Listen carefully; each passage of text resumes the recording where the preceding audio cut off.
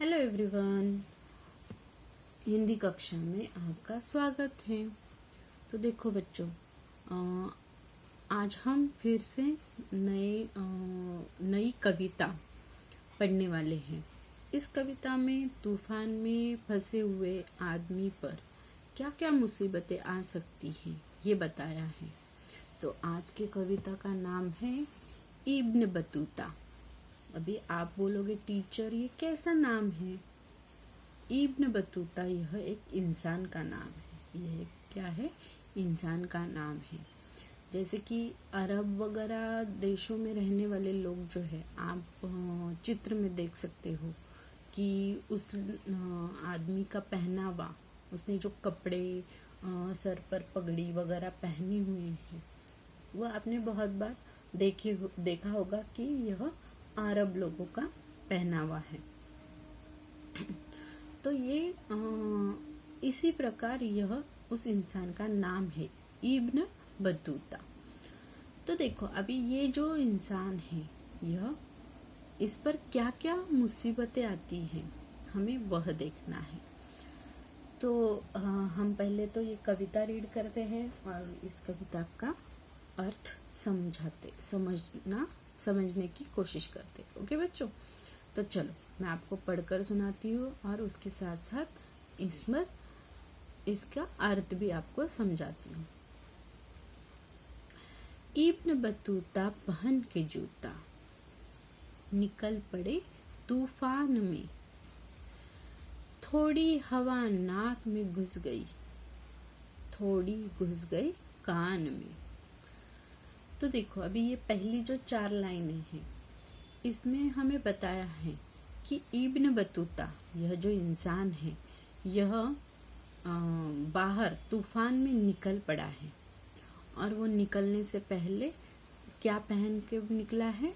जूते। आप लोगों को तो पता ही है, पैरों में जो पहने जाते हैं जूते, वह पहन के वो किस में निकल पड़ा है? तूफान में। अभी तूफान ये क्या है? इसका अर्थ क्या है? तूफान मतलब जोर से बारिश भी गिर रही है और बहुत सारी उसके साथ साथ क्या हो रही है? हवा भी चल रही है, आंधी आ रही है। इसको कहते हैं तूफान।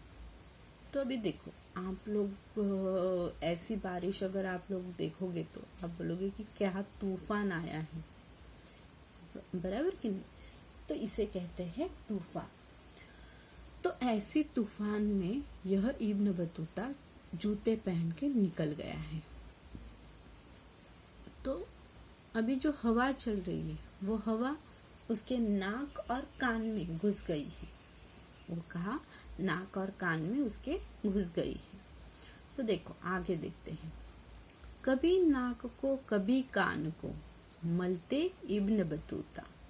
अभी देखो, वह कभी कान को मलता है, कभी नाक को मलता है। मलता है मतलब जब हमारे नाक और कान में हवा घुस जाती है तो हम हाथों से क्या करते हैं? उन्हें हिलाते हैं, वैसे मलते हैं। तो उसे मलना मतलब हिलाना, उसे हिलाना। इसी बीच में निकल पड़ा उनके पैरों का जूता। देखो अभी वो जब कान और नाक को खुजा रहे थे, हिला रहे थे, तभी उनके पैर का जूता क्या हो गया? निकल गया। क्या हो गया? निकल गया। उड़ते उड़ते जूता उनका जा पहुंचा जापान में। और उनका जो जूता है वह उड़ते उड़ते कहाँ जा पहुंचा? जापान में। अभी जापान आप बोलोगे एक देश है, तो उस देश पे वो क्या हो गया? जा पहुंचा। इब्न बतूता खड़े रह गए मोची की दुकान में। अभी मोची यह जो जूते चप्पल होते हैं उनकी मरम्मत मतलब अगर वो फट गए हो या उनकी सिलाई निकल गई है, तो हम जिनके पास वो सीने के लिए या उनकी मरम्मत करने के लिए जाते हैं, उन्हें कहते हैं मोची। ओके, तो उसकी दुकान पर, दुकान तो आप लोगों को पता ही है, जिसपे हम लोग क्या करने जाते हैं, चीजें खरीदने जाते हैं। और जिस जगह चीजें बेचने के लिए रखी जाती है, ऐसी जगह को हम दुकान कहते हैं, शॉप कहते हैं। तो इसी प्रकार इब्न बतूता का जूता क्या हो गया, जापान पहुंच गया उड़ते उड़ते, और वह खड़े रह गए मोची की दुकान में। तो इस प्रकार इब्न बतूता पर तूफान में निकलने के कारण क्या क्या मुसीबत आई। देखो, उनका जूता उड़ गया और वह बेचारे तूफान में निकल पड़े, तो उनके नाक और कान में क्या हो गई, हवा घुस गई। अभी ये नाक और कान में हवा जाती है तो हमें सर्दी हो सकती है, खांसी हो सकती है, हम बीमार पड़ सकते हैं, ऐसी बहुत सारी चीजें हो सकती हैं। तो बेचारे इब्न बतूता का जूता क्या हो गया, जापान पहुंच गया, और वह बेचारे एक पैर में जूता पहने हुए मोची की दुकान में खड़े रह गए। तो चलो एक बार मैं आपको फिर से ये कविता पढ़ के सुनाती हूँ बच्चों।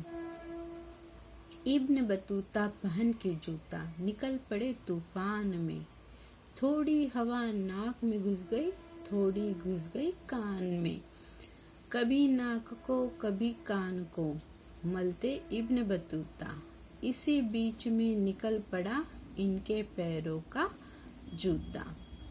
उड़ते उड़ते जूता उनका जा पहुंचा जापान में, इब्न बतूता खड़े रह गए मोची की दुकान में। तो बच्चों, इसी प्रकार आप ये पोयम घर पे 2-3 बार पढ़ने की कोशिश करो, उसको सुर लगाने की कोशिश करो। ओके बच्चों, तो धन्यवाद।